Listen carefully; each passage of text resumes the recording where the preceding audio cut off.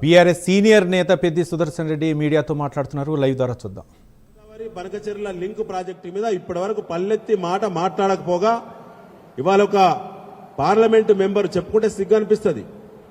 ఒక చిల్లర వ్యక్తి చిల్లర మాటలు మాట్లాడే అరవింద్ అనే ఒక పార్లమెంటు సభ్యుడు ఇవాళ గోదావరి పైన ఆంధ్రకు హక్కులు ఉన్నాయని చెప్పి చిల్లరగా మాట్లాడాడు భారతీయ జనతా పార్టీ.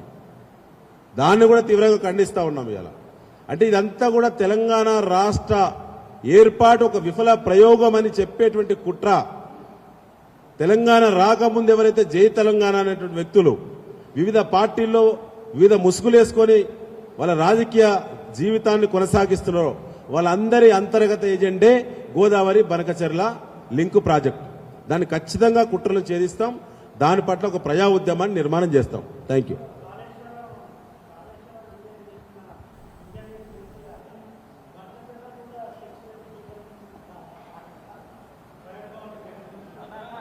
ఇప్పుడు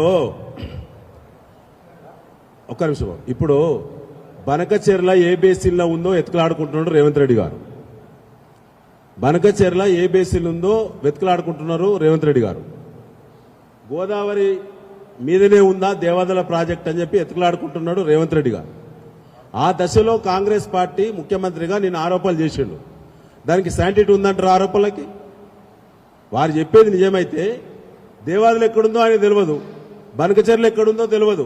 మినిమం బేసిక్స్ లేనటువంటి అవగాహన లేనటువంటి అవివేకి రేవంత్ రెడ్డి. తన మాటలకు విలువ ఉందంటారా?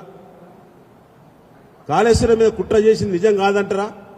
దేవాదులు ఎక్కడుందో తెలియనోడు కాళేశ్వరం కూలిపోయింది, కొట్టుకపోయింది, కాళేశ్వరం నాశనం అయిపోయింది, అది పనికే రాదని తను చెప్పిన మాటలు ఉత్తమ్ కుమార్ రెడ్డి చెప్పినటువంటి బ్రోకర్ మాటలు నిజమేనంటారా? దేవాదులు ఎక్కడుందో తెలియనోనికి గోదావరి నది మీద కట్టినటువంటి ప్రపంచ ఖ్యాతి చెందిన కాళేశ్వరం ప్రాజెక్టు పట్ల తను గతంలో ప్రజెంటేషన్ ఇచ్చి నిజమేనంటారా? Thank you.